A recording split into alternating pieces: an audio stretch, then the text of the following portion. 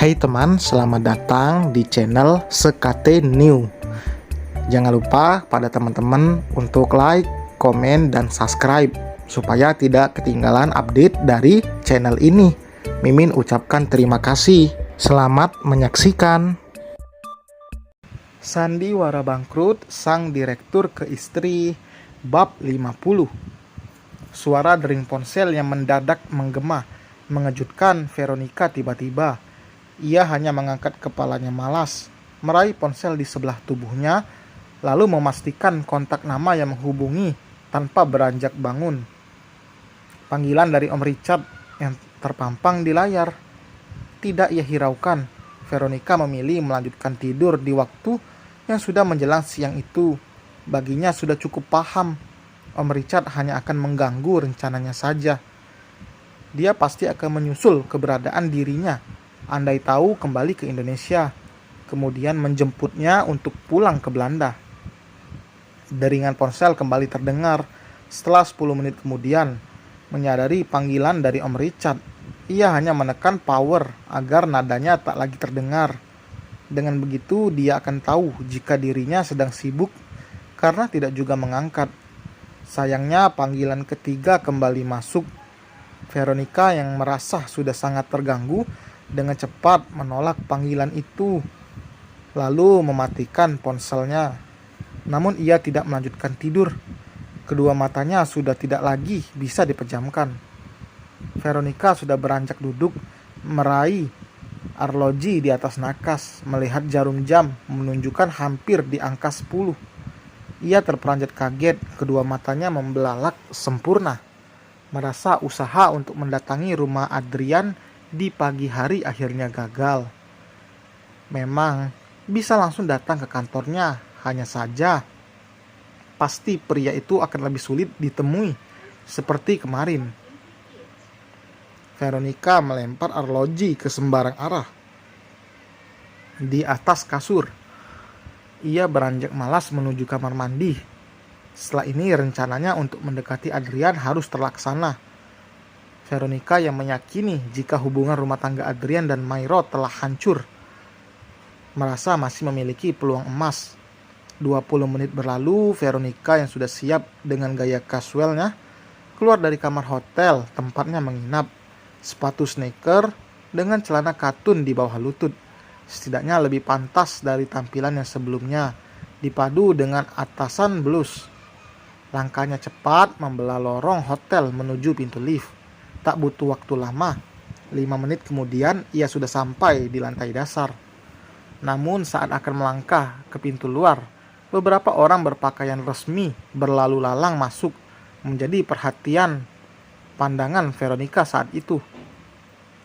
Tatapannya mengikuti langkah mereka menuju aula yang terletak di ruangan sebelah. Rasa penasaran segera membawa langkah gadis itu mengikuti orang-orang di sana. Sayangnya saat akan melihat acara di dalamnya, ia ditahan oleh dua pria bertubuh tegap yang seperti sengaja menghadang di depan pintu. Jika dilihat dari tampilannya, dua pria itu memang berpakaian resmi dengan setelan jas hitam. Namun tugas dia bukan menerima tamu dan membawa undangan, melainkan menahan yang memang bukan tamu. Acara pernikahan ya? Tanya Veronica dengan santai.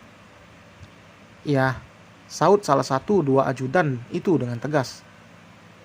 Oh, hanya itu jawaban dari Veronica. Walau masih penasaran dengan acara di dalam, namun tidak membuatnya ingin mengetahui. Terlebih lagi bukan tamu undangan, jadi tidak penting juga. Hanya saja yang membuat Veronica gagal fokus adalah konsep pernikahannya itu. Tampilan klasik namun mewah. Pasti bukan orang sembarangan yang menjadi pengantin. Tak ingin berlama-lama di tempat itu, Veronica kemudian berniat melanjutkan langkah menuju pintu keluar. Saat kaki sudah berjalan, hampir sampai ke pintu, sebuah foto besar yang terpajang di pojok dan beberapa tempat lain lagi-lagi menjadi pusat perhatiannya. Tidak melihat pengantinnya di dalam, setidaknya dari foto saja sudah cukup. Namun yang dipandang Veronica itu seketika membuatnya terkejut bukan kepalang. Mulutnya bahkan ternganga yang kemudian ia tutup dengan kelima jarinya. Begitu menyadari gambar terpasang itu merupakan sepasang pengantin yang terpajang di depannya. Muhammad Adrian Fanani dan Humaira Aziza. Begitu tulisan yang tertera di foto berukuran besar itu. Degupan kencang yang sudah berpacu sejak tadi tidak bisa Veronica tepis dengan mudah. Dalam hati ia benar-benar geram dan merasa emosi hingga membuat dua tangannya mengepal sempurna. Pada akhirnya rencana untuk mendekati Adrian seakan tak lagi berpeluang. Jangankan bisa mendekati Adrian dan Mairo, bahkan justru mengadakan sebuah perayaan resepsi, menandakan jika hubungan mereka memang baik-baik saja. Lalu foto yang ia kirim pada Mairo beberapa hari lalu tidaklah membuat dia benci pada suaminya. Perlahan Veronica melepas kepelan tangannya. Niatnya ke kantor Adrian sudah barang tentu gagal alias tidak terjadi. Tapi terlintas dalam otaknya untuk masuk ke aula itu bagaimanapun caranya. Veronica bisa mengatakan jika ia adalah teman dari Adrian atau Mairo. Sudah pasti ia akan diterima masuk meski tidak menggunakan undangan. Dengan santai, Veronica pun kembali menuju pintu masuk aula. Dua ajudan yang nampak berjaga begitu ketat harusnya tidak membuatnya ciut. Ia pun segera mendekat lalu menjelaskan sesuai apa yang dipikirkan sejak tadi. "Maaf Nona, Anda tidak diperbolehkan masuk." Salah satu ajudan menahan cepat tubuh Veronica yang sudah berada di ambang pintu. Walau gadis itu berjalan mengikuti langkah tamu yang lain di belakangnya, tidak membuat dua pria itu terkecoh. "Pak Ajudan, saya itu teman dari Adrian dan Mairo. Harusnya saya boleh masuk dong," protes Veronica yang tidak terima. "Kalau begitu, mana undangannya?" tanya sang ajudan lagi. "Pak, saya itu teman jauh. Saya cuma diundang lewat pesan singkat aja. Jadi saya nggak dapat undangannya." Veronica tetap berusaha mencari cara demi bisa masuk ke dalam. Berbohong pun tidak masalah baginya. "Nama Anda Veronica, bukan?" Pertanyaan ajudan satunya sontak membuat Veronica terkejut. Merasa aneh saja, bagaimana bisa orang asing mengetahui namanya? Apa mungkin pernah saling kenal atau bagaimana? "Kok tahu nama saya?" tanya Veronica ingin tahu. "Karena Pak Adrian yang berpesan supaya Anda tidak boleh masuk." Kali ini bukan hanya dahi Veronica yang berkerinyit, kedua matanya bahkan mendelik tidak percaya. Adrian menyewa dua ajudan hanya untuk menjaga pintu dari kehadiran dirinya. Sungguh lucu. Sejahat itukah dia? "Tapi saya bukan penjahat, Pak." "Benar, tapi untuk perintah dari beliau kami harus mematuhi." Veronica menghela napas kesal. Tubuhnya berbalik memandangi area halaman gedung yang nampak dari tempatnya berdiri.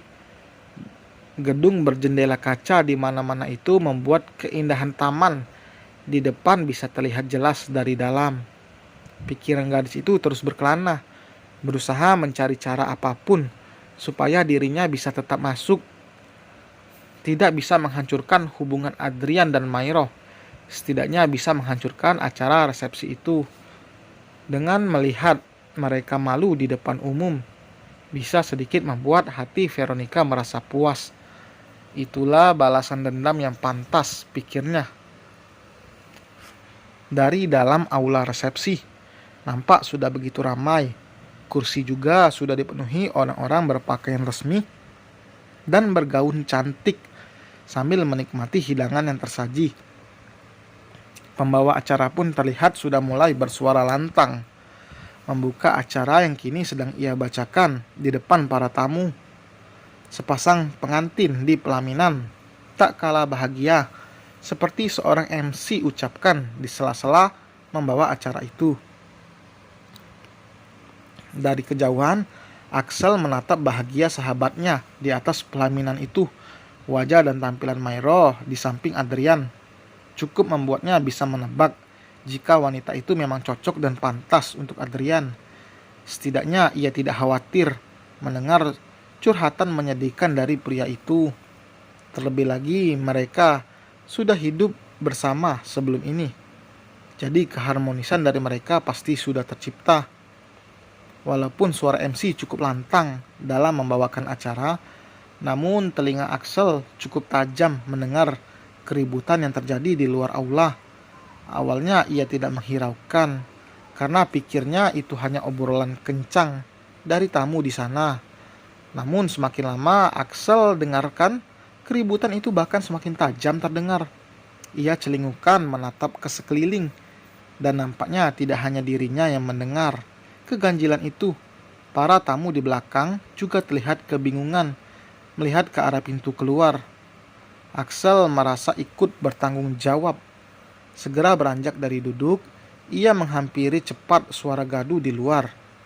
Menyadari keributan itu dilatar belakangi oleh seorang wanita, Axel dengan cepat mendekat, lalu meminta ajudan yang tengah menahan tangan wanita itu untuk melepaskan. Wanita itu dilarang masuk, Pak, ucap ajudan saat Axel menghentikan aksi mereka.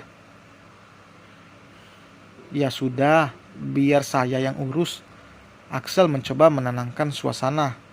Ia memandangi wanita yang nampak menunduk, memperbaiki pakaiannya itu. Apa kamu tamu undangan acara ini? Tanya Axel kemudian.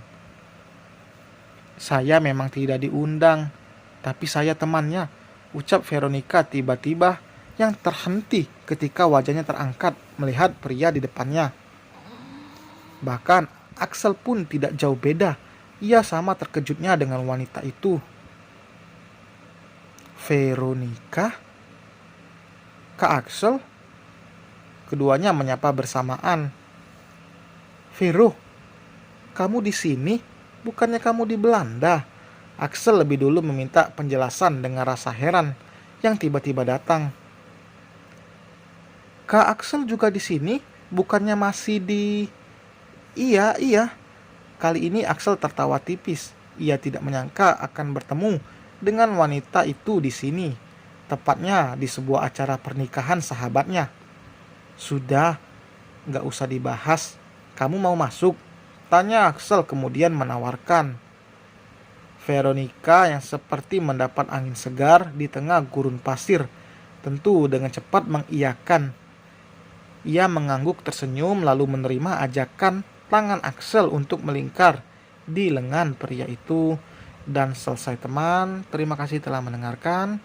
Kira-kira apa ya hubungan antara Axel dan Veronica? Ternyata mereka saling kenal. Penasaran? Jangan lupa like, komen, dan subscribe. Sampai berjumpa di bab berikutnya. Bye.